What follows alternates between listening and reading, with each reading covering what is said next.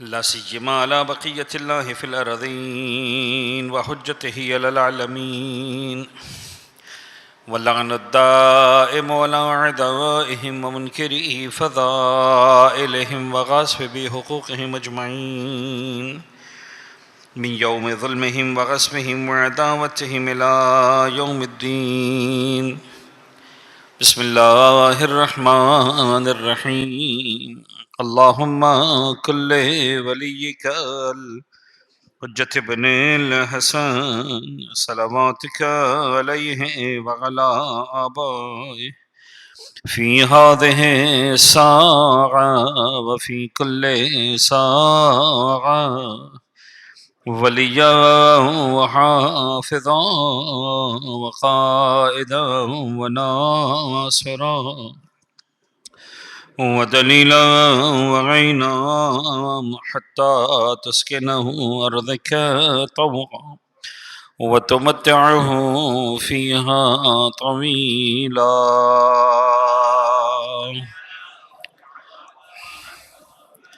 أما بعد فقد قال الله الحكيم في كتابه المبين. بسم الله الرحمن الرحيم. إنا أعطيناك الكوثر فصل لربك ونحر إن شانئك هو الأبتر. صلوات پڑھیں گے محمد و آل محمد پر.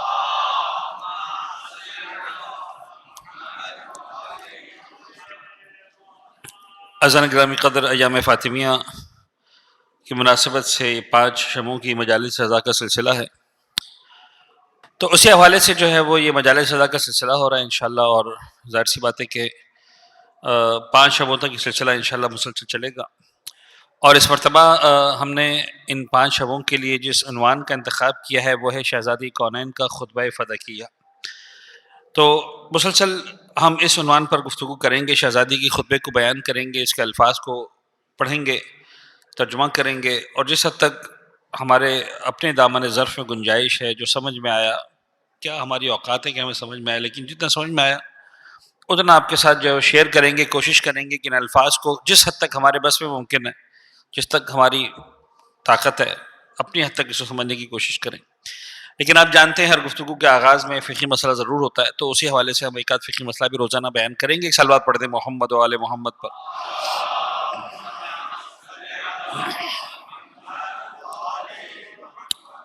میں نے بار بار یہ فقہی مسئلہ عرض کیا ہے، تو آج بھی اس مسئلے کو عرض کرتا ہوں ایک مرتبہ پھر، کیونکہ ابھی بھی ایسا لگتا ہے کہ بہت سارے احباب کو شاید یہ بات اتنا زیادہ کلیئرلی معلوم نہیں ہے. تو وہ مسئلہ یہ ہے کہ نماز ہم جب مکمل کرتے ہیں تو نماز ہماری مکمل ہو جاتی ہے السلام علیکم ورحمۃ اللہ وبرکاتہ پر. وہ جو ہم 3 مرتبہ اللہ اکبر پڑھتے ہیں، اللہ اکبر اللہ اکبر اللہ اکبر، وہ نماز کا حصہ نہیں ہے.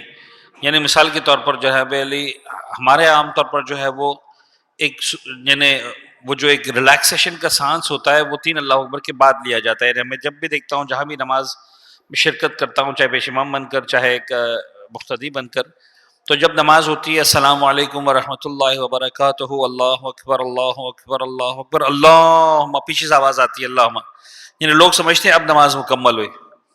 یعنی اگر مثال کے طور پر پیش امام نماز پڑھاتے پڑھاتے یوں کہیں السلام علیکم ورحمۃ اللہ وبرکاتہ پر محمد و آل محمد صلوات، تو لوگ گھبرا جائیں گے کہ مولانا نماز تو پوری کرو.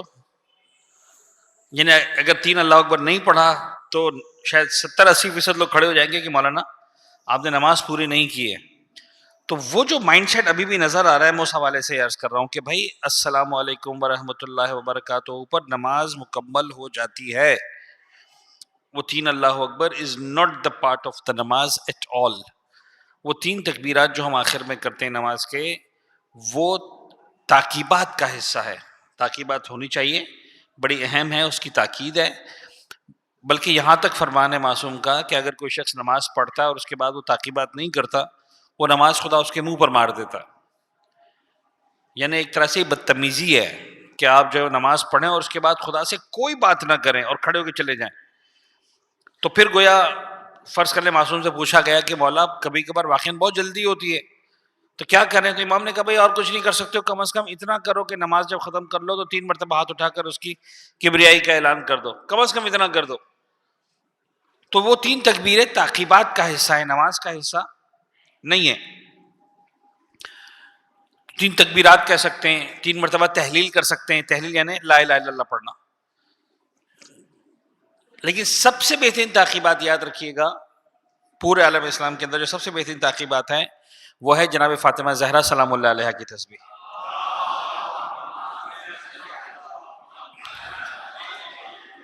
اور میں نے روایت کئی جگہوں پر پڑھی ہے، آج کے سامنے پڑھتا ہوں. ابو ہارون سے امام نے فرمایا، چھٹے امام سرکار نے فرمایا، ابو ہارون ہم اپنے گھروں میں اپنے بچوں کی تربیت جب کرتے ہیں تو ان کو جناب زہرا کی تسبیح کی اسی طرح سے تاکید کرتے ہیں جس طرح نماز کی تاکید کرتے ہیں.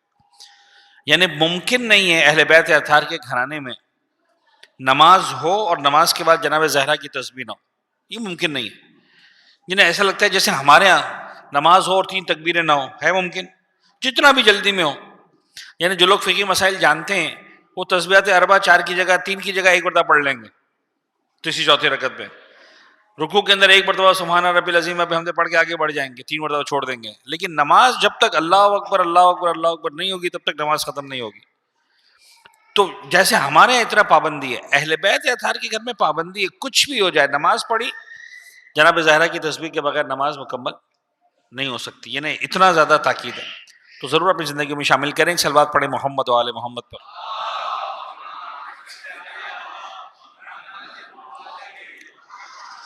اچھا جی، خطبہ فدق کیا ہے؟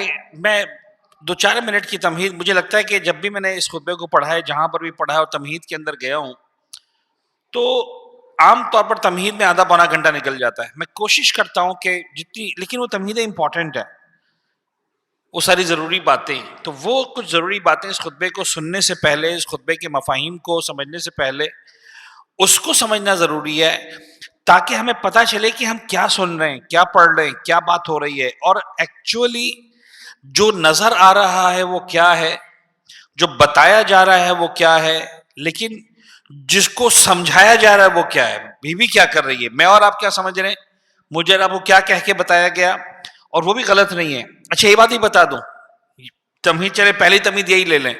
اہل بیت اطہار کے گھرانے میں جس طرح ہمارے یہاں بچوں کو الحمد یاد کروائی جاتی ہے، نعت علی یاد کروائی جاتی ہے، ہمارے گھر میں بچوں کو مثلا جو ہے وہ اس طرح کی چیزیں یاد، دعا امام زمانہ یاد کروائی جاتی ہے، اہل بیت کے گھرانے میں جناب زہرا کا خطبہ بچوں کو رٹوایا جاتا تھا. جس طرح ہمارے آپ دیکھیں گے بہت سارے آپ کو بوڑھے نظر آئیں گے جن کو حدیث قصہ زبانی یاد ہوگی، زہرۃ وارثہ زبانی یاد ہوگی، سورہ انا انزلنا خیر سب کو یاد ہوتی ہے، سورہ یاسین زبانی یاد ہوگی. اہل بیت اطہار کے گھرانے میں افراد کو جناب زہرا کا خطبہ زبانی یاد ہوتا تھا. تو اس دن سے میں نے پھر جب یہ پڑھا یا پتہ چلا تو میں نے نیت کر لی کہ جناب زہرا کی شہادت کے ایام میں کوشش کروں گا جہاں پر بھی مجلس سے پڑھوں، خاص طور پر خمسہ عشرہ وہاں جناب زہرا کا خطبہ ریپیٹ بھی ہوتا ہے تو ریپیٹ ہوتا رہے، تاکہ کم از کم اتنی مرتبہ سنیں کہ یاد ہو جائے. ہم کو دعائے کمل یاد ہو گئی، آج ہم کو دعائے نطبہ یاد ہو گئی، یہ خطبہ بھی اسی طرح سے ہم کو یاد ہونا چاہیے کہ اچھا یہ بات کہی تھی، یہ بات کہی تھی، یہ بات کہی تھی. خیر، اس کے بعد یہ خطبے کی اگر ایک ظاہری داستان ہے، وہ کیا داستان ہے؟ جو ظاہری داستان ہے وہی داستان ہے کہ بھئی اللہ کے رسول اس دنیا سے رخصت ہوئے اور اس کے بعد جناب زہرا کے پاس فدق کا ایک باغ تھا. اب وہ باغ کہاں پر تھا؟ مدینہ منورہ سے مثلا فرض کریں 70 کلومیٹر دور. کتنا اس کا رقبہ تھا؟ بھئی اتنے مثلا ایکڑ اس کا رقبہ تھا. اس کی آمدنی کتنی تھی؟ اتنی آمدنی تھی. وہ باغ جو ہے جناب زہرا سے لے لیا گیا. اتنی سی بات ہے. تھوڑا سا اور آگے بڑھتے، کہتا جب باغ لے لیا گیا تو جناب زہرا نے کہا باغ تو میرا ہے، اللہ کے رسول نے مجھے دیا تھا. اچھا، یعنی جناب زہرا یہ کلیم نہیں کر رہی ہیں کہ یہ مال میرے بابا کا تھا اور میرے بابا اس دنیا سے رخصت ہو گئے تو مجھے دے دو. نہیں، جناب زہرا کہہ رہی میرا مال ہے، میرا بابا یا میرے بابا اپنی زندگی میں مجھے یہ تحفہ دے کر گئے تھے. چلیے تاریخ کو کھنگالیے. میں اس وقت تاریخی شواہد اس پہ نہیں جاؤں گا، آپ لوگ گوگل کریں، اب سب اویلیبل ہے، خدا کا شکر ہے. یعنی اب آپ لوگوں کو میری محتاجی نہیں ہے کہ روحانی صاحب ریسرچ کر کے لائیں گے اور ممبر پہ بیٹھ کے بتائیں گے تو پتہ چلے گا کہ اچھا یہ کتاب ہے. ہمارے پاس کا کتاب ہے، ہمارے پاس کا کتاب خانہ. ایک زمانہ تھا کہ صرف جو ہے وہ سینئرز کے پاس کتاب خانے ہوتے تھے، 2,000 3,000 کتابیں ہوتی تھی. عوام الناس کہتے تھے کہ مولانا گھر پہ دکھا دے، آپ کی مہربانی، ایک مرتبہ میں دیکھ لوں کتاب. اب آپ ہمارے محتاج نہیں ہیں، آپ گوگل کریں، سارے ریفرنسز اویلیبل ہیں. تو کیا ہوا؟ جب خیبر فتح ہوا تو اس کے بعد کچھ اور علاقے پیغمبر اکرم کے پاس آئے. کیسے آئے؟ اب تھوڑا اسلام کو سمجھیں. مسلمان جب لشکر حملہ کرتا تھا تو جو علاقے فتح ہوتے تھے، جتنا مال ملتا تھا اس کو کہا جاتا تھا مال غنیمت. وہ مال غنیمت کسی ایک انسان کی ملکیت نہیں ہے. کس کی ملکیت ہے؟ سارے مسلمانوں کی، ریاست کی. تو ریاست اس کو ریسیو کرے گی، اور ریاست کا جو عہدیدار ہے، جو رئیس ہے، جو ریاست چلا رہا ہے، مثلا پیغمبر اکرم خود، وہ سپاہیوں میں کچھ تحفے تقسیم کریں گے، جرنیلوں میں تقسیم کریں گے، جنہوں نے شجاعت کے زیادہ کارنامے دکھائے ان کو، شہداء کے گھرانوں کو، یتیموں کو، وغیرہ وغیرہ وغیرہ. کچھ مال ریاست کے لیے خرچ ہوگا. وہ پورا ایک سیٹ اپ ہے. اس غنیمت کا پہلے خمس نکلتا تھا 20%، وہ ایک الگ چیز ہے. تو جو غنیمت آپ سنتے ہیں، تو یہ جناب علی پورا وہ سیٹ اپ ہے. لیکن بعض اوقات ایسا ہوا کہ مسلمانوں کے لشکر نے حملہ کیا. جب حملہ کیا تو حملہ کیا سے مراد حملہ کرنے کے لیے گئے کسی قبیلے سے، کسی علاقے سے. ان لوگوں نے کہا ہم لڑائی نہیں کرتے، ہم ہار مان لیتے ہیں. آپ یہ کام کریں، یہ سب چیزیں ہم سے لے لیں، اب ہماری جان بخش دیں. یہ جو مال ملے گا بغیر خون کا قطرہ بہے، بغیر تیر چلے، بغیر تلوار چلے، قرآن کا، پورے عالم اسلام کا متفقہ فیصلہ ہے کہ اب جو مال ملے گا اس کے غنیمت نہیں کہا جائے گا. اس کے لیے ایک لفظ استعمال ہوگا، دیٹ از کالڈ فی. آپ لکھیں فی جیسے لکھتے ہیں، اس فی لکھنے کے بعد اوپر حمزہ لگاتے جیسے شے لکھتے ہیں ہم، جن کو اردو آتی ہے ان کے لیے کہہ رہا ہوں. ٹھیک ہے، شے، فی. یہ فی کس کا حصہ ہوگا؟ کون اس کا مالک ہوگا؟ فی کے مالک 100% پیغمبر اکرم کی ذات قرار پائے گی. مسلمانوں کا اس میں کوئی حصہ نہیں ہوگا. مسلمان واپس آئے، جو اپنا کام تھا، زمینداری تھی، کاروبار تھا، نوکری تھی، دکان تھی، واٹ ایور وہ کرتے رہے. یہ سارا کا سارا مال پیغمبر کی ذاتی ملکیت بنے گا. جب پیغمبر کی ذاتی ملکیت بنا، فتح کا حصہ پیغمبر اکرم پر جناب جبرائیل آیت لے کر نازل ہوئے، وَآتِ ذَا الْقُرْبَى حَقَّهُ، اے حبیب وقت آ گیا اہل قرابت داروں کو ان کا حق دے دو.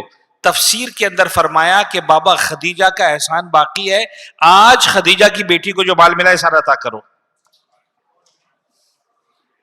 میں بہت جلدی ایک خلاصہ، ایک سمری کے طور پر پیش کر رہا ہوں. یہ مال کس کو ملے گا؟ جناب زہرا کو. پیغمبر اکرم نے اپنی زندگی میں سارا کا سارا مال، فتح کا پورا علاقہ، پورا کا پورا جو زمیندارہ تھا، سارا کا سارا جناب زہرا کو گفٹ کر دیا کہ بی بی تمہاری ملکیت ہے. شہزادی مالکن ہے، وراثت کی تو بات ہی نہیں ہے. اچھا، اب ساری جو سٹوری ٹویسٹ ہے، جو داستان ہے تاریخ کے اعتبار سے، جب پیغمبر اکرم دنیا سے رخصت ہوئے، امیر کائنات کے منصب پر قبضہ ہوا، خلافت بلا فصل جو مولا کائنات کی تھی اسے مولا کائنات کو محروم کیا گیا. اور جو کام کیا گیا وہ یہ کام کیا گیا، جہاں اور بہت سارے کام ہوئے، وہاں اس فتح کی سرزمین پر ریاست نے اس دور کی، یعنی پیغمبر کے بعد والی ریاست نے اپنے کارندے بھیجے کہ اب یہ ساری کی ساری زمین جو ہے وہ حکومت کی ملکیت ہے. ساری حکومت کی ملکیت ہے. تو جناب زہرا کا کلیم کیا تھا؟ یہ حکومت کی ملکیت نہیں ہے، اللہ کے رسول کی ملکیت نہیں تھی، میری ذاتی ملکیت تھی. تم کسی کی بھی ملکیت پر کیسے قبضہ کر سکتے ہو؟ اب کچھ باتیں جلدی جلدی کر کے، مجھے اصل میں خطبہ بیان کرنا، لہٰذا میں ان ساری تفصیلات میں جا نہیں سکتا ہوں، لیکن بچوں کے لیے میں چاہ رہا ہوں کہ ایک داستان، ایک سٹوری، لفظ داستان سے مراد داستان خدا نہ خواستہ ایسے نہیں کوئی جعلی داستان، یعنی پورا جو واقعہ فتح ہے، جو قضیہ فتح ہے، وہ میں آپ کے سامنے پیش کر دوں. جناب زہرا نے یہ کلیم کیا میرا مال ہے. تو یہاں پر پھر آپ کو وہ نوحے ملتے ہیں جن میں آپ کو یہ اشعار ملتے ہیں، اے خلافت تیرے چھن جانے کا افسوس نہیں، پر گواہوں کی صداقت کا خیال آتا ہے. تو یہ جو شعراء نے اس بلندی پر جا کر یہ اشعار کہے ہیں، وہ اس کی طرف اشارہ کیا ہے. یعنی جناب زہرا نے کہا میرا مال ہے. اچھا تمہارا مال ہے، تم ثابت کرو کہ تمہارا مال ہے. گواہ کون ہے؟ جناب زہرا نے کہا سب سے پہلے گواہ میرا شوہر علی بن ابی طالب.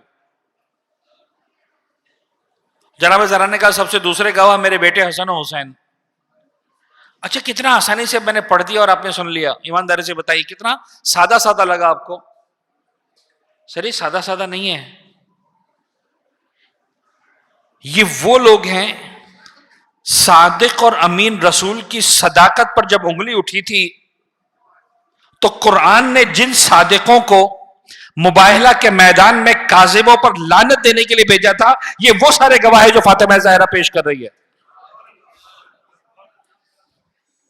اب یہاں پر یہ جو میں نے جملہ کہا نا، یہ عالم اسلام نے کہا صاحب وہ تو شوہر ہے، صاحب وہ تو بچے ہیں، وہ تو گواہی دیں گے. بچے ماں کے حق میں گواہی نہیں دیں گے تو کس کے حق میں گواہی دیں گے؟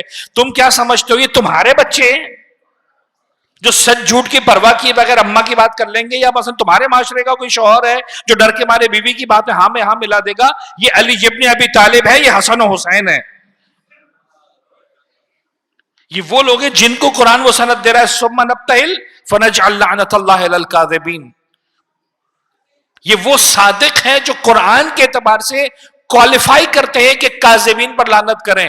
پورا عالم اسلام بھرا ہوا تھا جب مباہلہ کا واقعہ پیش آیا، پورا عالم اسلام. خیبر خندق سب ہو چکا تھا. اب تو پیغمبر کی زندگی کے آخری سال ہیں، ریاست قائم ہو چکی ہے، مکہ فتح ہو چکا ہے، ہزاروں لاکھوں کی تعداد میں مسلمان ہیں. یا رسول اللہ قرآن اوپن کہہ رہا ہے جس کو لے کر آنا آؤ، تم اپنے بچوں کو لے کر آؤ، تم اپنی عورتوں کو لے کر آؤ، تم اپنے لڑکوں کو لے کر آؤ، ہم سب آتے ہیں، تم بھی آؤ، جھوٹوں پر خدا کی لعنت کرتے ہیں. یا رسول اللہ بڑے بڑے صدیق بیٹھے ہیں، بڑے بڑے فاروق بیٹھے ہیں، بڑے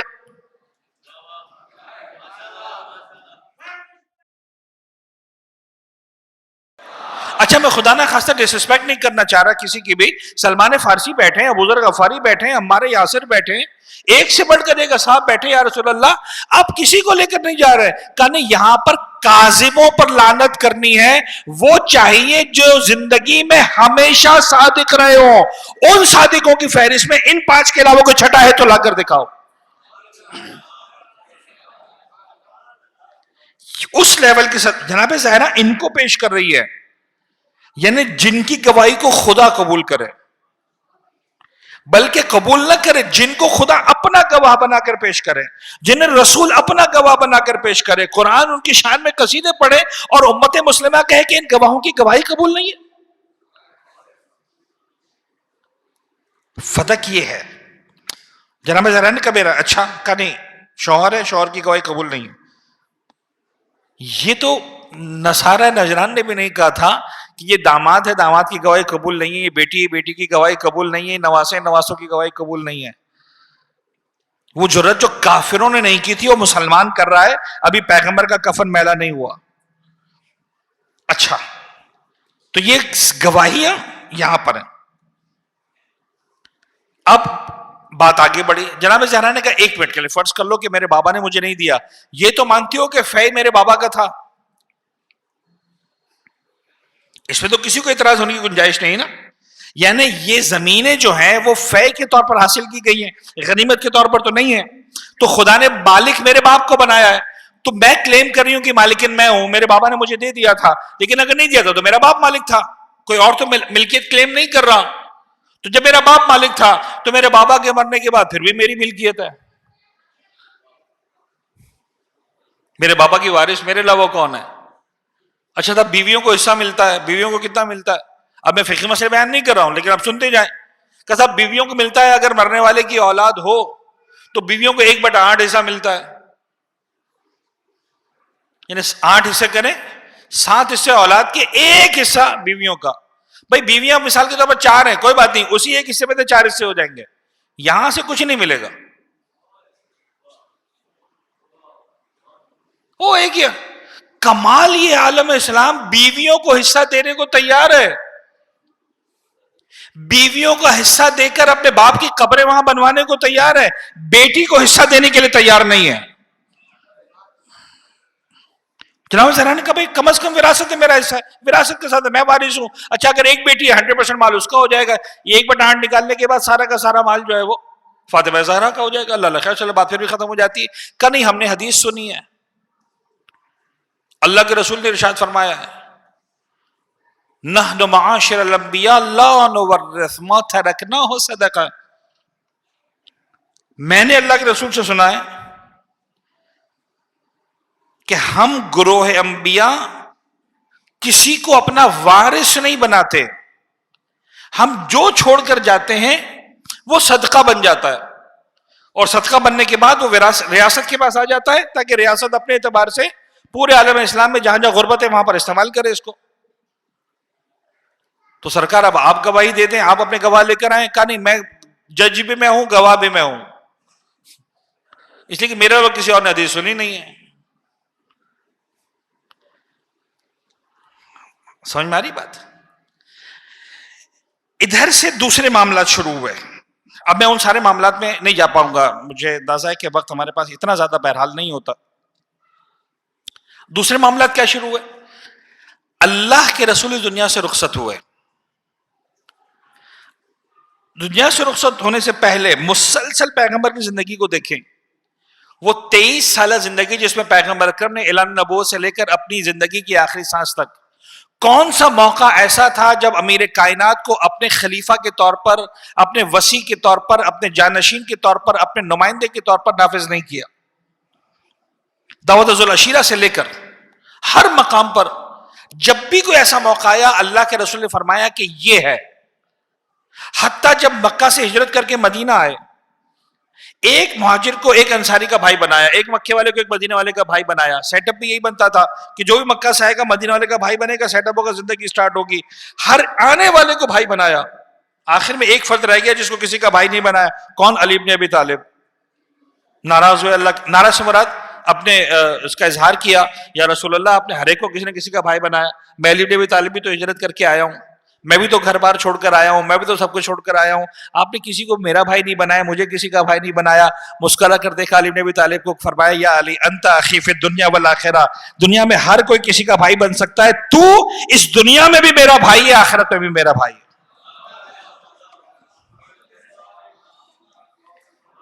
صلوات پڑھتے محمد وعلی محمد.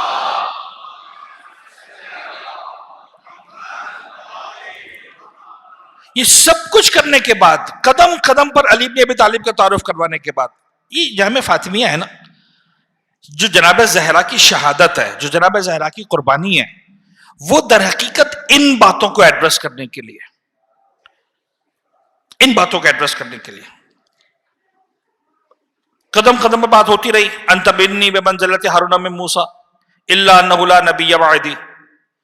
اس کے واقعات ہیں, کس پیرامیٹر میں, کس کہتے ہیں نا کہ سیاق و سباق میں یہ حدیثیں آئیں, الگ دنیا ہے. کیوں یہ جملہ بولنا پڑا مولا کائنات کے لیے پیغمبر اکرم کو, انت منی بمنزلۃ ہارون من موسیٰ؟ انشاءاللہ پھر کبھی. یہاں تک کہ غدیر کا موقع آیا, پیغمبر ہجرت کر کے واپس آ رہے ہیں. یا ایھا الرسول بلغ ما انزل الیک من ربک وان لم تفعل فما بلغت رسالتہ. حبیب بہت ہو گیا, جو کہا ہے کہہ دو, نہیں کہو گے سمجھو تم نے رسالت کی ذمہ داری پوری نہیں کی. محبوب 23 سال کے بعد, مکے کی ہجرت کے بعد, گھر بار سب کچھ لٹانے کے بعد اپنے رسول سے اس لہجے میں بات ہو رہی ہے. کہاں اسی لہجے میں بات ہوگی؟ مسئلہ اتنا زیادہ امپورٹنٹ ہے, شان رسالت میں گستاخی نہیں ہو رہی. سمجھانا یہ ہے کہ یا رسول اللہ آپ کی اپنی 23 سال کی محنتیں سب داؤ پہ لگ جائیں گی اگر آپ نے یہ فائنل ٹچ نہ کیا. فما بلغت رسالتہ. اچھا جی, واللہ یعصمک من الناس. پوچھو عالم اسلام سے ایسا کون سا مسئلہ تھا کہ پروردگار عالم اپنے حبیب سے کہہ رہا ہے کہ حبیب پروردگار تمہیں لوگوں سے بچائے گا. وہ کون لوگ تھے؟ حج کر کے جو آ رہے تھے وہ تو سارے مسلمان تھے, ڈر کس کا تھا؟ یہ تو وہ لوگ تھے جو پیغمبر کی خاطر جان قربان کرنے کو تیار تھے.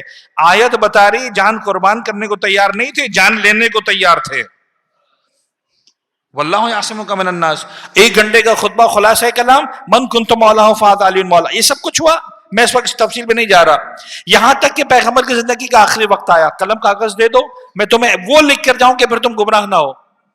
اور پیغمبر پر وہ جملے کسے گئے کہ نعوذ باللہ نعوذ باللہ نعوذ باللہ, یہ بوڑھے ہو گئے ہیں, ان کا دماغ کام نہیں کر رہا, میں اسے زیادہ تہذیب والا ترجمہ نہیں کر سکتا ممبر پہ بیٹھ کر. اور اللہ کے رسول نے غصے کے عالم میں, شدید نفرت کے عالم میں فرمایا دفع ہو جاؤ, نکل جاؤ میرے پاس سے, قوموا عنی, نہیں چاہیے مجھے تم لوگ. اور اللہ کے رسول دنیا سے رخصت ہوتے ہیں. زہرا سب کچھ دیکھ رہی ہے.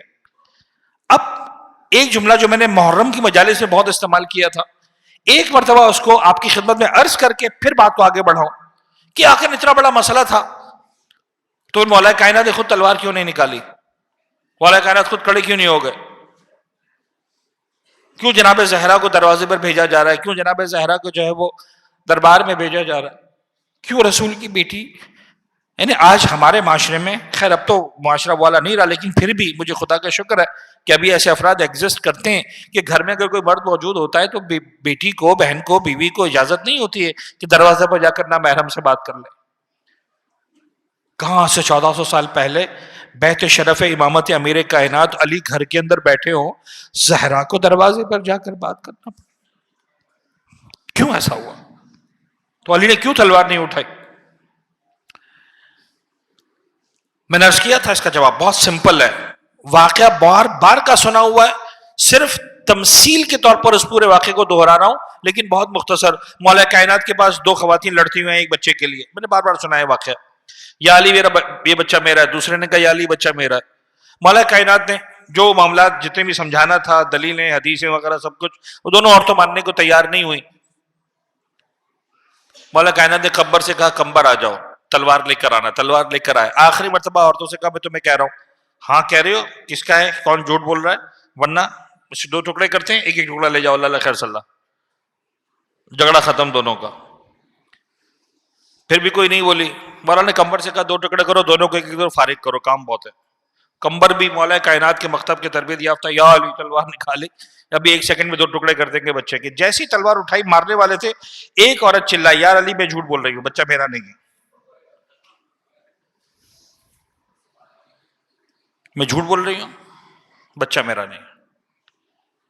جیسے اس نے عورت نے کہا، مولا کائنات مسکرائے، فرمایا بچہ لیا، اس کے خود پہ دے دیا، بچہ تیرا ہے، جا لے جا. تو اب اس نے تعجب سے پوچھا یا علی اب تو میں نے اقرار کر لیا کہ میں جھوٹی ہوں، میرا نہیں ہے، تو اب آپ مجھے کیوں دے رہے ہیں؟ وہ تو میں نے کہہ دیا میرا نہیں ہے. امام نے فرمایا، ابھی جواب ہے نا اس سوال کا جواب ہے جو ابھی سوال تھا ہمارا. امام نے فرمایا وجہ یہ ہے کہ سگی ماں اپنی اولاد کو کٹتا ہوا نہیں دیکھ سکتی. سگی ماں اپنی اولاد کو کٹتا ہوا نہیں دیکھ سکتی. تیرا بولنا بتا رہا ہے کہ یہ اولاد تیری ہے. آپ نے قصہ سن لیا. اب مجھے ایک سوال کا جواب دے دیں. 1 منٹ کے لیے فرض کر لیں کہ مولا کائنات نے فیصلہ نہ کیا ہوتا، یا اس عورت کے حق میں فیصلہ نہ کیا ہوتا بلکہ دوسرا فیصلہ کیا ہوتا اور کہا ہوتا کہ بھئی ٹھیک ہے اس نے کہہ دیا کہ میں جھوٹی ہوں، اس کا مطلب وہ سچی ہے، تو یہ بچہ اٹھا کر دے دو کس کو؟ دوسری والی کو. اور یہ پہلی خاموش ہو کر چلی جاتی جب اس نے خود اقرار کر لیا کہ میں جھوٹی ہوں. تو یہی ہوتا نا پھر، وہ جو جعلی ماں تھی اس کو مل جاتا، جو اصلی ماں تھی وہ محروم ہو جاتی. اب مجھے ایمانداری سے بتائیے کہ اگر واقعا ایسا ہوا ہوتا، نقلی ماں کے پاس اولاد گئی ہوتی اور پھر وہ نقلی ماں کے پاس اولاد بیمار پڑتی، تو یہ اصلی ماں اس کو دوائی دینے جاتی کہ نہیں جاتی؟ پتہ نہیں بات پہنچ رہی ہے کہ نہیں. اور اگر جاتی تو میں انگلی اٹھا کر اعتراض کروں کہ دیکھو سمجھ میں آ گیا نا جھوٹی ماں ہے، اس کے پاس پال بھی رہی ہے، مشورے بھی دے رہی ہے. پتہ نہیں بات پہنچ رہی کہ نہیں. میں اس طرح کھل کر بات کر نہیں سکتا ہوں. سر یہی باتیں کی گئی ہیں خلافتوں کے بارے میں کہ اگر خلافتیں غلط تھی تو مولا کائنات مشورے کیوں دیتے تھے؟ سگی ماں تھی، کٹتا ہوا نہیں دیکھ سکتی تھی، پال کوئی اور رہا تھا. جب اسلام بربادی پر آتا تھا علی پہنچ جاتا تھا مشورے دینے کے لیے کہ تمہارے اندر اہلیت نہیں ہے، مجھے تو پتا ہے کہ اسلام کیسے بچے گا. لیکن اس وقت مصلحت یہ تھی. میں آپ کو ایک جملہ بتاؤں، تاریخ میں جملہ موجود ہے. جب علی بن ابی طالب کی گردن میں رسی باندھ کر لے جا رہے تھے، میں تھوڑا سا آگے بڑھ گیا دوبارہ واپس آؤں گا. جب علی کی گردن میں رسی باندھ کر لے کر جا رہے تھے، ایک یہودی نے دیکھا، نظر پڑی، اس نے کہا یہ وہی علی نہیں جس نے کل اپنے 2 انگلیوں کی طاقت سے خیبر کے در کو اکھاڑ کے پھینکا تھا؟ کتنے سال پہلے کا واقعہ پیغمبر کی وفات شہادت سے؟ 4 سال پہلے کا واقعہ خیبر کا. کہا یہ وہی علی ہے. کہا اس علی کی گردن میں تم اپنے محلے میں رسی باندھ کر لے کر جا رہے اور یہ خاموش ہے علی. وہ علی جس نے ہمارے مرحب کو نہیں چھوڑا، جس نے ہمارے انتر کو نہیں چھوڑا، جس پہ تم سب بھاگ کے آ جاتے تھے، کسی کی طاقت نہیں تھی مرحب انتر کے سامنے کھڑے ہونے کی، اس علی نے اپنی تلوار کے زور سے سب کی گردنیں کاٹی. آج وہ علی تم رسی باندھ کے لے کے جا رہے ہو. کہاں؟ کا اس کا مطلب ہے کہ اسلام سچ ہے، میں علی کے دین پر ایمان لے کر آ رہا ہوں.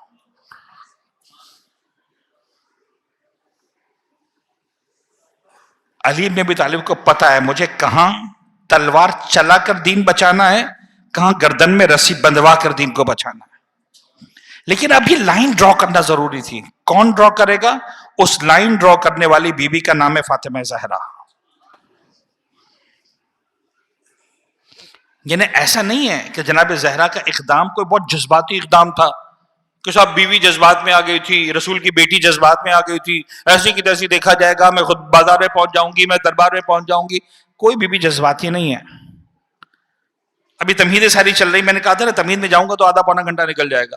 اچھا یہ ہوا، فدق چھین لیا، فدق واپس لوٹا دیا گیا. وہ درمیان کے جو مصائب ہیں میں اس کو فی الحال نہیں بتا رہا. گواہی ٹکرا دی گئی، حدیث سنا دی گئی. اچھا اب شہزادی ایک مرتبہ دربار میں گئی نہیں، ایک سے زیادہ مرتبہ گئی. ان میں سے ایک مرتبہ ایسا ہوا ہے کہ خطبہ، بعض روایت میں تو خطبے بھی ایک سے زیادہ ہیں. آپ ایک نوحے میں سنتے ہیں سند کے ٹکڑے ہوا میں اڑا کے کہنے لگا. یہ کون سی سند کی بات ہو رہی ہے؟ روایات کے اعتبار سے دو الگ الگ سندوں کی بات ہے. ایک پیغمبر کی سند کو دیکھا گیا کہ اللہ کے رسول نے لکھ کے دیا ہے کہ میں تحفے میں دے رہا ہوں، پھاڑ دیا گیا، اس کو ڈاکیومنٹ ختم کر دیا گیا. ایک یہ سند کی بات کی جاتی ہے کہ دربار خلافت میں حاکم نے لکھ کر دے دیا کہ ہاں سند ایکسپٹڈ ہے، اب یہ فدق آج سے جناب زہرا کا ہے. دوسرے والے نے دیکھا کہ سند لے کر جاری، خوش ہیں، کہا بی بی کیا بات ہے، بہت خوش ہو، کہاں یہ دیکھو لکھ کر دے دیا فاطمہ فدق میرا کا، دکھاؤ. پھاڑ دیا اور زہرا کے رخسار پر تماچا رسید کیا.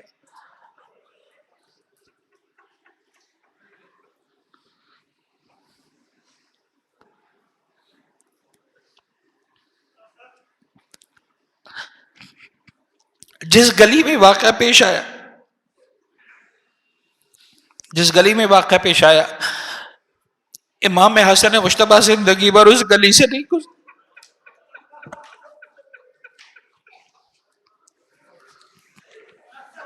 فرماتے میں نہیں گزر سکتا، میں اس گلی سے گزرتا ہوں مجھے میری ماں کا گرنا یاد آ جاتا ہے زمین پر.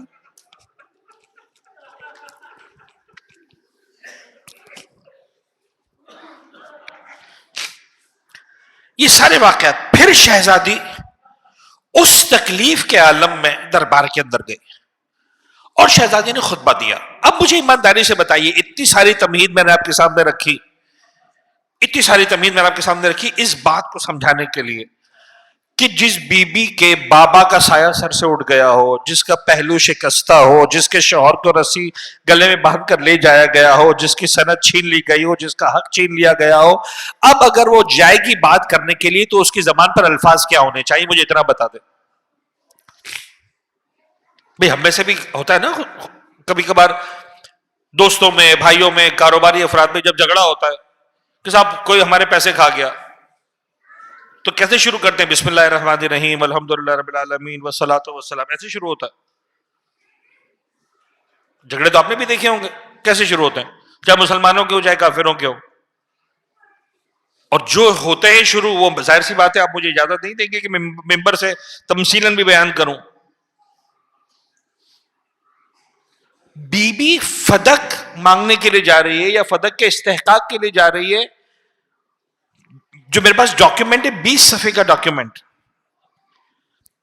یعنی فدق مانگنے کے لیے جا رہی ہے، نام رکھا جا رہا ہے خطبہ فدق، سب کچھ کہا ہے، فدق نہیں مانگا. کمال ہے. اس خطبے کو سننے کے لیے وہ سمجھنا ضروری ہے شہزادی فدق مانگنے نہیں گئی، دین کی خیرات دینے کے لیے گئی ہے. یعنی جب میں خطبے کو پڑھتا ہوں تو ایک کامنٹ یہ ہے، فدق مانگنے نہیں گئی، ظالموں کے ظلم کا احساس دلانے کے لیے گئی ہے. ایک جملہ مجھے اور کہنے دے پھر میں خطبے پر آؤں، مجھے نہیں پتا میں کتنا پڑھ پاؤں گا. بہرحال محلے میں بڑی الحمدللہ مرکزی لیول پر مجالس اعزا ہو رہی ہیں. آپ ضرور مجالس کا حصہ بنیں، رونق بخشیں ایام فاطمیہ. بی بی کا حق ہے پورے عالم اسلام پر. یعنی اگر ہم یہ بات دیانتداری کے ساتھ سمجھتے ہیں کہ حسین ابن علی کا احسان ہے ساری کائنات پر کہ حسین نے سجدے میں سر کٹا کے دین کو بچایا، تو پھر مانو کہ زہرا کا احسان ہے جس نے حسین پال کر دیا.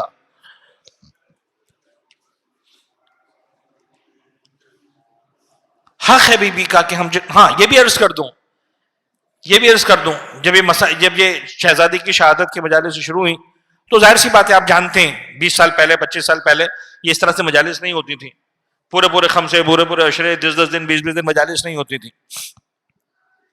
پہلی مرتبہ سلسلہ شروع ہوا تھا خدا ان لوگوں کو جزائے خیر دے کمیونٹی ویلفیئر آرگنائزیشن کے جو ہے بانیان کو، جنہوں نے پہلی مرتبہ خمسہ مجالس سزا کا سلسلہ یہاں پر شروع کیا. شاید اس وقت کوئی جانتا یعنی اس طرح سے ایام فاطمیہ کو کوئی جانتا بھی نہیں تھا کہ صاحب ایام فاطمیہ بھی کوئی چیز ہوتی ہے. شروع کیا، کم لوگ آتے تھے، آہستہ آہستہ رونق ہوتی گئی. 2 تاریخیں شہادت کی 13-14 بھی منائی جاتی ہے، 3 جمادی الثانی بھی منائی جاتی ہے. درمیان میں بھی خوشی کے پروگرام ہوتے تھے، شادیاں ہوتی تھی، منگنیاں ہوتی تھی. میں آپ سے صرف ایک درخواست کروں گا، خدا را اگر کوئی اپنی خوشی کا پروگرام کر رہا ہے انگلی نہ اٹھائیں، کفر کے فتوے صادر نہ کریں، کوئی مسئلہ نہیں ہے. بی بی کی شہادت 1 تاریخ ہے، اس کے 20 دن بعد دوسری تاریخ آ رہی ہے، درمیان میں کسی کا پروگرام ہے، کوئی بچی اپنے گھر کی ہو رہی ہے، آپ کو انگلی اٹھانے کی ضرورت نہیں ہے، نہ شور شرابہ کرنے کی ضرورت ہے. اس کو بھی جناب زہرا سے اتنا ہی پیار ہے جتنا آپ کو پیار ہے. ممکن ہے چند سالوں کے بعد ایسا ہو جائے کہ پھر کوئی بھی نہ کرے، ممکن ہے نارم بن جائے، لیکن خدا را اتنا زیادہ جذباتی نہ ہو کہ اپنے ہی مومنین کے خلاف انگلی اٹھانا شروع کر دیں، اپنے ہی خاندانوں میں دراڑیں ڈالنا شروع کر دیں. لیکن بہرحال مجالس بھی بپا کریں. بلکہ میں درخواست کروں گا کہ چھوٹی چھوٹی مجلسیں گھروں میں بپا کریں. گھروں میں جو بات کی جا سکتی ہے ملأ عام میں، کھلی فضا میں وہ ساری باتیں نہیں کی جا سکتی. جناب زہرا کے حوالے سے اتنا حساس موضوع ہے. شہزادی دین سکھانے کے لیے گئی تھی، شہزادی دین بتانے کے لیے دی گئی تھی. اور ایک جملہ اور کہوں گا اس خطبے کی آخری تمہید، پھر اگر کوئی تمہید ہوئی تو انشاءاللہ کل. شہزادی ظالموں کو بے نقاب کرنے کے لیے گئی تھی. یہ بھی چھوٹی سی مثال دے کر سمجھاؤں. معاشرے میں آپ نے دیکھا ہے کوئی لکھ پتی کروڑ پتی آدمی، ارب پتی آدمی مثال کے طور پر، آپ اس کے ساتھ بات کرنے جائیں یار ضرورت ہے ایسا ویسا، لاکھوں روپے دے دے گا آپ کو، کوئی مسئلہ نہیں، مالدار آدمی.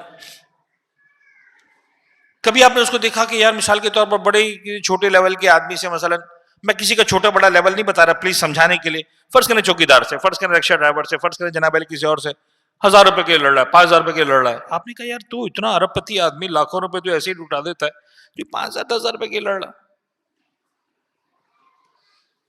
تو ایک جملہ آپ کو بعض اوقات سننے ملتا ہے اس طرح کے آدمی سے، وہ کہتا ہے یار میں 5000 کے لیے نہیں لڑ رہا، میں 10,000 کے لیے نہیں لڑ رہا، 5000 10,000 کی اوقات نہیں کہ اس کے لیے میں لڑوں.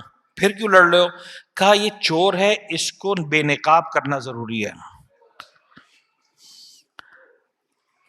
سر ایک کروڑ پتی ارب پتی آدمی کے سامنے 500,000 روپے کی جتنی اوقات ہے نا، خدا کی قسم فاطمہ زہرا کے سامنے فدق کی اتنی اوقات بھی نہیں ہے.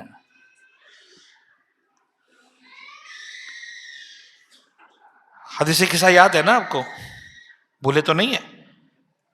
جب پروردگار نے قصیدہ پڑھا تھا انی ما خلقت السماء مبنیۃ ولا ارضا مدحیۃ ولا قمرا منیرا ولا شمسا مضیٰ ولا فلکا یدور ولا بحر یجری ولا فلک یسری الا فی محبت ہؤلاء الخمسۃ الذین هم تحت القصاء.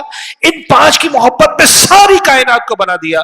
ساری کائنات کی جو مالکن ہے، زمین کے ایک ٹکڑے کی اوقات کیا ہے کہ اس کے لیے شہزادی باہر نکلے. یہ بی بی اگر باہر آئی ہے نا، اس بات کے لیے باہر آئی ہے کہ جس بات کے لیے خدا نے بابا سے دھمکی میں بات کی تھی، اے محمد اگر نہیں کیا فما بلغت رسالتا. زہرا کو پتا ہے یہ وہ کام ہے کہ میرے بابا کی رسالت بیکار ہو جائے گی، میری عصمت بیکار ہو جائے گی اگر علی کی ولایت ثابت نہیں ہوئی. ویسے شہزادی مجھے نہیں پتا تاریخ کے اعتبار سے کتنی مرتبہ گھر سے باہر نکلی ہیں، کئی مرتبہ حج کی ہیں، عمرے کی ہیں، ڈیفینیٹلی باہر نکلتی ہوں گی، آتی ہوں گی، جاتی ہوں گی، مجھے نہیں پتا. لیکن آفیشلی اگر شہزادی عصمت کے معیار پر اگر باہر نکلی ہے تو یا مباہلہ کے میدان میں اپنے بابا کی صداقت کو بچانے کے لیے نکلی ہے، یا بابا کے جانے کے بعد علی کی ولایت پر قربان ہونے کے لیے نکلی ہے. اب آپ ذرا خطبے کو دیکھیں. ساری باتوں کے بعد مسلسل قرآن کی آیتیں ہونی چاہیے تھی، حدیثیں ہونی چاہیے تھی، بددعائیں ہونی چاہیے تھی، لعنتیں ہونی چاہیے تھی، تم نے ایسا کر ڈالا، میرے خاندان کو برباد کر ڈالا، میرے بچوں کا روزگار چھین لیا، میرے مال پر قبضہ کر لیا، خدا تم کو غارت کرے. پتہ نہیں ایسے جملے ہونے چاہیے نا، اگر مطلب بہت شرافت میں بھی ہوگا تو. اب آپ سنیں زہرا کے الفاظ، شہزادی جو ہے وہ خطبے میں کہہ کیا رہی ہیں. اور عالم اسلام نے اس خطبے کو لکھا ہے، ریفرنسز نیٹ پر موجود ہے، لہذا میں یہاں پر شیئر نہیں کر رہا. بسم اللہ الرحمن الرحیم. میرے پاس ہے 10-15 منٹ میں تھوڑے سا خطبہ بیان کروں. کل سے ہماری گفتگو کافی حد تک اس خطبے پر علمی سٹائل کی ہو جائے گی اور میں توقع رکھوں گا کہ انشاءاللہ آپ لوگ شرکت کریں. سنیں بسم اللہ الرحمن الرحیم. الحمدللہ علی ما انعم وَلَهُ الشُّكْرُ عَلَى مَا أَلْحَمَ وَالثَّنَاءُ بِمَا قَدَّمَ. اچھا اس حالت میں جب پہلو شکستہ ہو، دل ٹوٹا ہوا ہو، مال چھینا ہوا ہو، اتنا ادبی گفتگو میں عربی اس لیے پڑھ رہا ہوں کہ آپ عربی کی لطافت کو، ٹھیک ہے آپ کو عربی نہیں آتی لیکن اس کی لطافت کو محسوس کریں. یعنی میں کہتا ہوں اکثر ایک جملہ جناب زہرا کے بارے میں جذباتی کو شاید کہتا ہوں، مجھے نہیں پتا لیکن اتنا جذباتی جملہ نہیں ہے. لوگوں نے نہج البلاغہ پڑھی ہے تو پتا چلا ہے علی کون ہے، کاش وہ پڑھتے خطبہ فدقیہ تو پتا چلتا فاطمہ زہرا کون ہے. یعنی کسی اعتبار سے یہ خطبہ نہج البلاغہ کے خالق کے الفاظ سے کم نہیں ہے. وہ ٹھیک ہے نہج البلاغہ ہے، امیر کائنات ہے، بلاغت کے اعتبار سے مولا کے خطبوں کو جمع کیا گیا، لیکن شہزادی کا خطبہ ایک عجیب بلندی پر ہے. الحمدللہ علی ما انعم وَلَهُ الشُّكْرُ عَلَى مَا أَلْهَمَ وَالثَّنَاءُ بِمَا قَدَّمَ. 3 جملے پروردگار کی حمد و ثنا کے لیے. حمد ہے اس اللہ کے لیے علی ما انعم، ہر اس نعمت پر جو اس نے عطا کی ہے. اتنی عمومیت ہے اس جملے کے اندر، اتنی گہرائی ہے اس جملے کے اندر، اتنا طاقتور ہے جملہ کہ جس کے بعد کوئی چیز دائرہ ممدوحیت سے باہر نہیں نکلتی ہے، دائرہ حمد سے باہر نہیں نکلتی ہے. الحمدللہ علی ما انعم، ہر وہ نعمت جو خدا نے عطا کی ہے اس پر اس خدا کی حمد و ثنا. اب کیا بچ گیا؟ تفصیل نہیں جاؤں گا، یعنی پھر اگر ہم جاتے جائیں گے تو پھر یہ صفحات کافی زیادہ ہے، ڈاکیومنٹ بہت بڑا ہے اور ہم بہت کم پڑھ پائیں گے. الحمدللہ علی ما انعم والشکر لہ علی ما الہم، اور جو الہام اس نے کیا اس پر اس کا شکر ہے.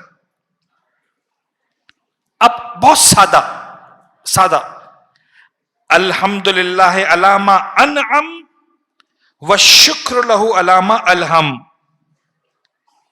آج کل کی لینگویج میں بات کروں، تمام ہارڈ ویئر کی چیزوں پر حمد ہے، تمام سافٹ ویئر کی چیزوں پر اس کا شکر ہے.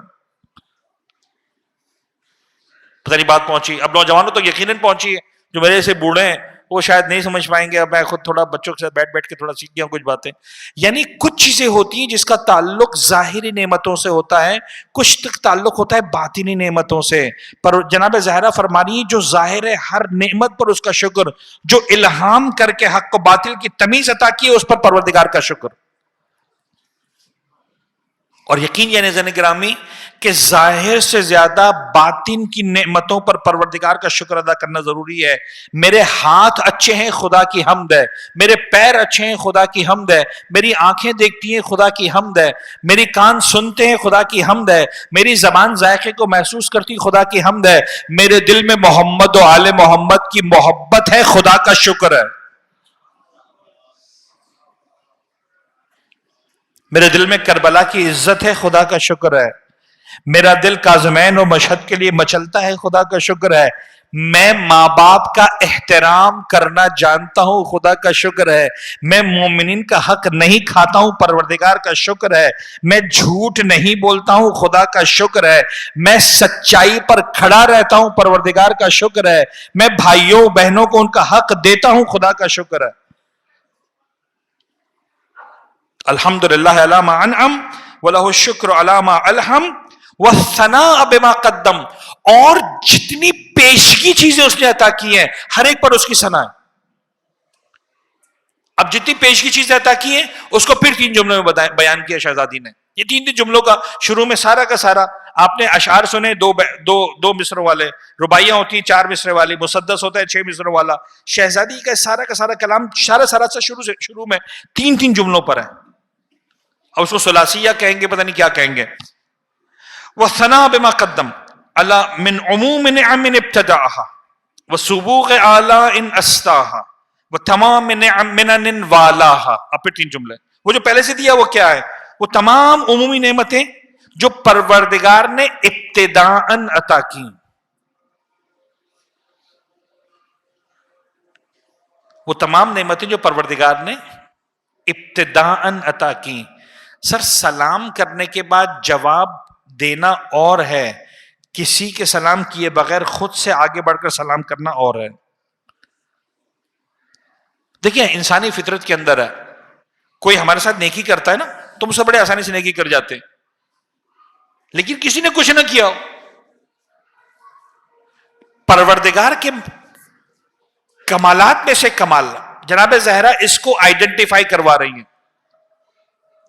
کہا سنو، میرا پروردگار وہ ہے جس نے تم سب کو ابتداءً دیا، تم نے کچھ نہیں دیا تھا، تو پھر بھی دے دیا.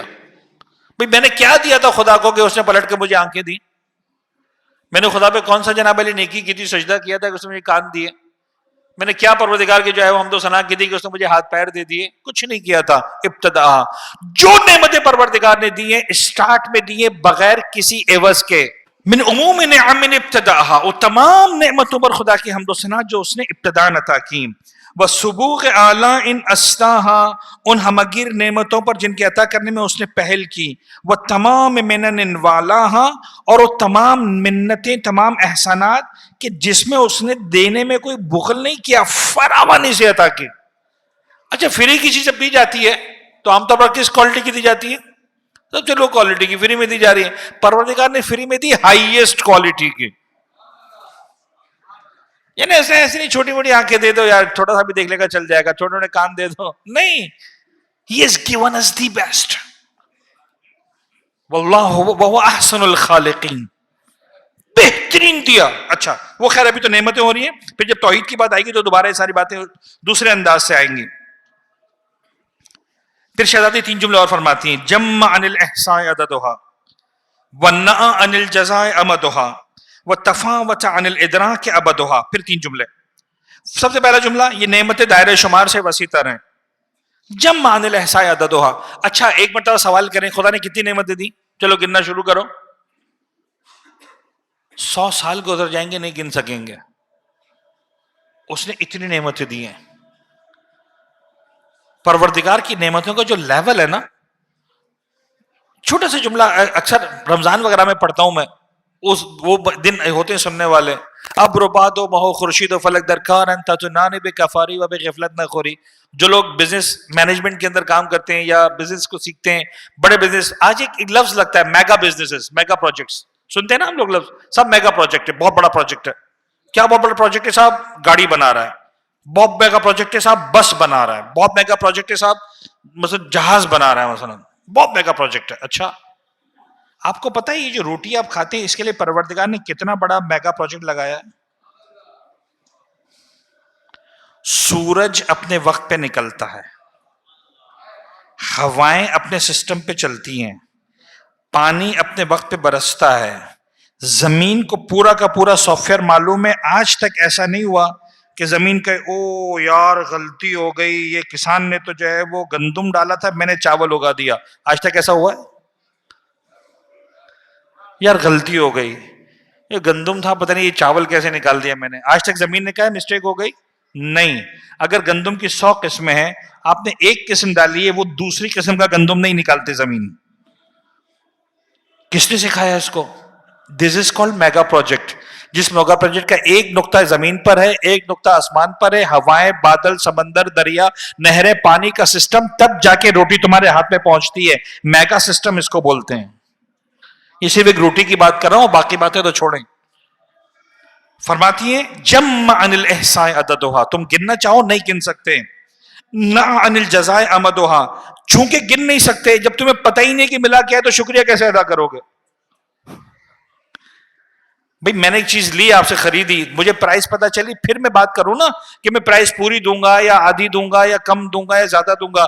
آپ نے 100 روپے کی چیز مجھے دی، میں نے آپ کو 100 کے 100 دے دیے، چلے برابر کا سودا ہو گیا. 50 دی 50% ڈسکاؤنٹ ہو گیا. 200 دے دیے تو 100% زیادہ دے دی. پہلے پتا تو چلے کہ کیا ملا ہے. جتنا اس نے دیا ہے تم گن ہی نہیں سکتے تو شکریہ کیسے ادا کرو گے اس کا؟ آپ کو لگتا ہے ایک 18 سال کی خاتون، قرآن ابھی تک مکمل کمپائل ہو کے سامنے نہیں آیا، 2 بچوں کی 4 بچوں کی اماں ہے، پسلی ٹوٹی ہوئی ہے، باپ مر گیا ہے، توحید پر ایسے بات کر رہی ہے جو آج 1400 سال گزرنے کے بعد بھی کوئی بات نہیں کر سکتا. یہ ہے فاطمہ زہرا. شکر الہی کا وہ انداز، اتنا فصاحت اور بلاغت. بڑے بڑے علماء عاجز ہیں اور قاصر ہیں، اس انداز سے پروردگار کی حمد و ثنا نہیں کر سکتے. توحید تو بہت بات کی بات ہے. سنیں آگے بڑھیں. جمع عن الاحصاء عددها والنأ عن الجزاء امدها والتفاوت عن الادراک ابدها. اور انسان اس کی بے پایانی کا ادراک کرنے سے قاصر ہے، نہیں کر سکتا، نہیں پہنچ سکتا. وَنَدَبَهُمْ لِسِزَادَتِهَا بِالشُّكْرِ لِاتِّصَالِهَا وَاسْتَحْمَدَ إِلَى الْخَلَائِقِ بِإِجْزَالِهَا وَثَنَّى بِالنَّدْبِ إِلَى أَمْثَالِهَا. اچھا، اس کے باوجود پروردگار نے کیا کیا؟ نعمتوں میں اضافے اور تسلسل کے لیے لوگوں کو شکر کرنے کی ہدایت کی، سسٹم بنایا. کہا دیکھو یہ سب تمہیں فری میں ملا ہے، اور چاہیے؟ یس اور نو؟ یس چاہیے. کہا ٹھیک ہے، شکریہ ادا کرو اور دوں گا. کیا بات ہے جی، شکریہ ادا کرو اور دوں گا، ختم ہو گئی بات. معبود کہہ رہا ہے تم سچے دل سے میرا شکریہ ادا کرو، بڑھاتا رہوں گا. یہ زہرا یوں سمجھ لیجئے کہ پروردگار کی پالیسی کو ڈسکلوز کر رہی ہے، پروردگار کے ہڈن ایجنڈا کو بتا رہی ہے. تم لوگ کو چاہیے، ہوتا نا بعض اوقات پوچھتے یار سیٹ کے پاس پیسے مانگنے جانا ہے، آج موڈ کیسا ہے؟ پتہ نہیں اب سمجھ میں آئے گی بات یہ والی. آج موڈ کیسا ہے؟ اچھا ان کو کیا پسند ہے؟ اب پتہ چلا اس کو میٹھا پسند ہی نہیں ہے، مٹھائی لے کے چلا گیا، اس کا موڈ ویسے ہی خراب ہو گیا. تو کون ہوتا ہے جو رازدار ہوتا ہے؟ کہتا ہے سیٹ کو اس ٹائم میٹھا پسند نہیں ہے، اس کو سیٹ کو اس ٹائم سموسے پسند ہے. تو اگر سموسے لے کے جاؤں گا خوش ہو جائے گا، یار کیا بات ہے آج روحانی صاحب سموسے لے کر آئے. ہاں جی آج اچھے ماحول میں بات ہو رہی ہے. تو پالیسی بتانے والا کوئی درمیان میں ہونا چاہیے نا. پروردگار کی پالیسی کون بتائے گا؟ زہرا بتائے گی پروردگار کی پالیسی. تمہیں اور زیادہ چاہیے، نعمتوں میں اضافہ چاہیے، نعمتوں میں اور اضافے اور تسلسل کے لوگوں کو شکر کرنے کی ہدایت کی. حمد کا حکم اس لیے دیا کہ نعمتوں میں فراوانی ہو، ایسی نے اور اس طرح سے نعمتوں کی طرف مقرر دعوت دی. پروردگار یہ نہیں کہتا ایک مرتبہ دے دیا تو دوسری مرتبہ کیوں دوں. پروردگار کہتا ہے 100 مرتبہ شکر ادا کرو، 100 مرتبہ دوں گا. رب کے دروازے سے خالی ہاتھ واپس نہیں جاؤ گے، شہزادی بتا رہی ہے. اچھا اب ایک جملہ اور پڑھ دوں، وقت نہیں بچا، لیکن اس کے بعد بہرحال 2-4 منٹ اور مصائب. اب تو خیر 4-5 دن تو انشاءاللہ مصائب بھی ہوں گے. وَأَشْهَدُ أَن لَا إِلَهَ إِلَّا اللَّهُ. ہم تو مکمل ہوئی. اب شہزادی وحدانیت کی گواہی دے رہی ہیں. میرے رب کے لیے بہت آسان ہے اشہد ان لا الہ الا اللہ، لیکن یہ اس معاشرے میں بات ہو رہی ہے ابھی تک جن کی آستینوں میں بت چھپے ہوئے ہیں. اشہد ان لا الہ الا اللہ. اشہدو کا ترجمہ کیا ہے؟ دیکھیں ایک 2 ترجمے کر رہا ہوں، بہت باریک سا فرق ہے، دونوں ترجمے صحیح ہیں، دونوں ترجمے صحیح ہیں. اشہد ان لا الہ الا اللہ اگر مرد نے کہا ہوتا تو اس کا ترجمہ ہے گواہی دیتا ہوں. عورت نے کہا تو کیا ترجمہ ہوگا؟ گواہی دیتی ہوں. رائٹ، گواہی دیتا ہوں بھی صحیح ہے، اور اگر میں کہوں کہ اس کا ترجمہ ہے کہ میں گواہی دیتا ہوں تو بھی صحیح ہے. جب میں لفظ میں استعمال نہیں کیا تھا تو میں سمجھ میں آ رہا تھا ہڈن ہے، اور جب میں نے استعمال کر دیا تو ظاہر بھی ہو گیا. عربی زبان میں جب اشہدو کہا گیا تو وہ جو میں ہے وہ ہڈن ہے. جب عربی میں کہیں گے اشہد ان لا الہ الا اللہ تو اگر اس کا بالکل صحیح ترجمہ کرنے جائیں تو ترجمہ کیا ہے؟ گواہی دیتا ہوں. خود بخود سمجھ میں آ جائے گا میں ہے. اشہدو میں بھی خود بخود سمجھ میں آ جائے گا کہ ایک ضمیر ہے چھپا ہوا جس کو کہتے ہیں انا. ابھی بہت عربی کی میں نے بیسک بات کی ہے. مجھے یہاں پہ بہت سارے چہرے نظر آ رہے ہیں جو قوم نجف اور مطلب مدارس اور پڑھ چکے ہیں، تو بہت سادہ سادہ سی باتیں چھپا ہوا ہے. اچھا میں تو بات آسان ہے، لیکن سمجھانا یہ ہے آپ کہیں اشہدو، میں کہوں اشہدو، زہرا کا اشہدو فرق ہے. اس لیے کہ میرے اشہدو کا ضمیر میں ہوں، آپ کے اشہدو کا ضمیر آپ ہیں. زہرا کے اشہدو کا ضمیر وجود مقدس سے فاطمہ زہرا ہے.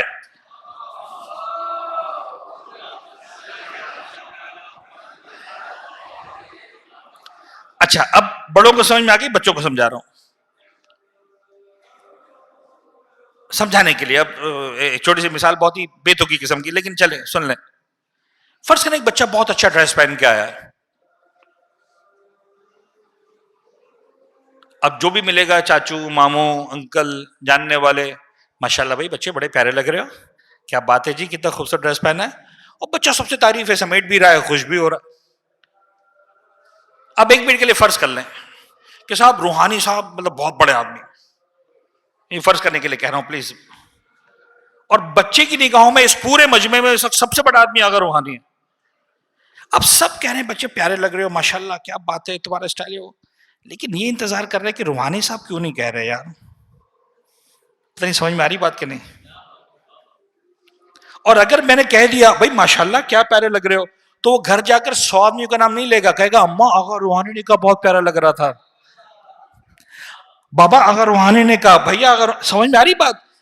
یعنی بعض اوقات سننے والا سنتا ہر ایک کی ہے، سننا کسی سے چاہتا ہے. ساری کائنات کا یہ اشہد اور ہے، فاطمہ زہرا کا یہ اشہد اور ہے.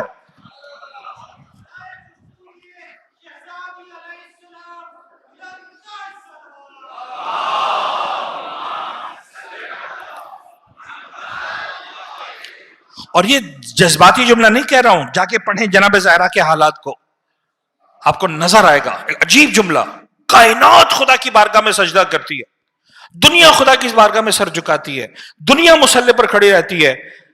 روایتوں کا جملہ یہ ہے، جب فاطمہ زہرا مصلی پر کھڑی ہوتی تھی نا، پروردگار ملائکہ پر فخر کرتا تھا، دیکھو میری کنیز آ گئی مصلی پر.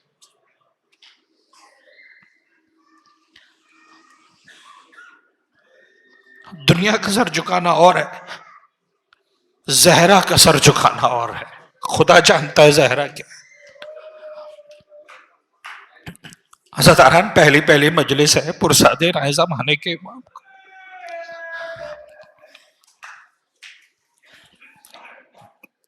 دنیا میں بہت سے لوگوں پر مظالم میں ہوں گے، میں منع نہیں کرتا، ٹھیک ہے آج دنیا بات کرتی ہے، ہمارے نوجوان بھی بات کرتے ہیں، مولانا آپ ایک ہی خاندان کی بات کرتے ہیں، کیا دنیا میں کسی اور عورت پہ ظلم نہیں ہوا؟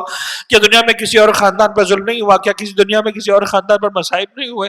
میں کہتا ہوں تمہیں کیا پتا، ساری دنیا پہ ظلم ہونا اور ہے، زہرا کی پسلیوں کا ٹوٹنا.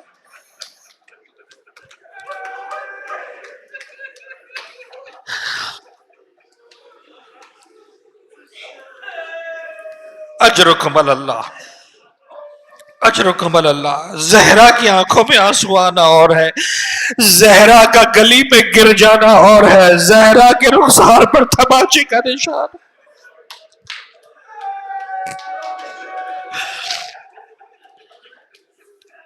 اجرکم اللہ، اجرکم اللہ. خدا آپ کو جزائے خیر دے، خدا ان آنسوؤں کو قبول کرے، خدا کرے یہ آنسو جناب امام زمانہ کے زخموں کا مرہم بن سکے. اجرکم اللہ، اجرکم اللہ. جب زہرا گھر میں تھی نا، میں نے دوپہر کو بھی جگہ پڑھا، یہ جملہ آپ کے سامنے پڑھوں. کون دنیا میں ایسا کرتا ہوگا کہ اگر کسی کا انتقال ہو جائے، بچی روتی ہو، بیٹی روتی ہو، محلے والا آ کر کہے ان سے کہو رونا بند کر دے، ہمارا آرام خراب ہوتا ہے. اور کہاں کائنات کے بادشاہ کی شہزادی فاطمہ زہرا، جس دروازے پر آ کر اللہ کا رسول 9 مہینے تک روزانہ صبح فجر کے بعد سلام کرتا ہو، السلام علیکم یا اہل بیت النبوہ و معدن الرسالہ. علی گھر میں داخل ہوئے، چہرہ اترا ہوا. جناب زہرا نے پہچانا، کیا بات ہے علی چہرہ اترا ہوا ہے؟ کہنے لگے زہرا میں کیا بتاؤں، مدینے والوں نے کہا زہرا سے کہو یا دن میں رویا کرے یا رات میں.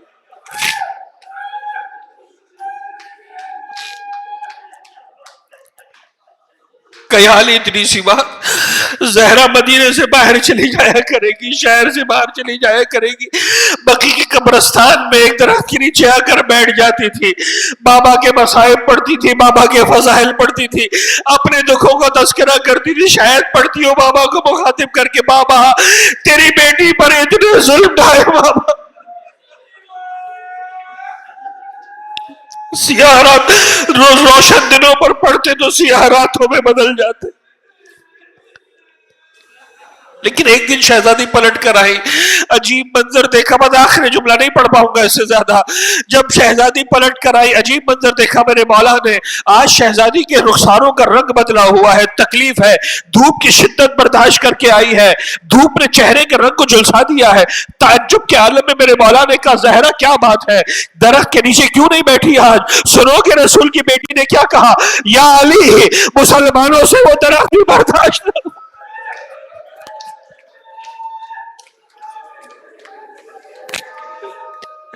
میں کہتا ہوں یا رسول اللہ ہمارا پرسہ قبول کرے, جب زندہ تھی تو درخت کے چھاؤں میں نہیں رہنے دیا, ذرا اس دنیا سے رخصت ہونے کے بعد جو قبر پر قبہ بنایا تھا, آج کے مسلمان نے قبر پر قبہ نہیں رہنے دیا, زندہ رہی تو باپ کو رونے نہیں دیا, اور مر گئی تو قبر میں سونے نہیں دیا.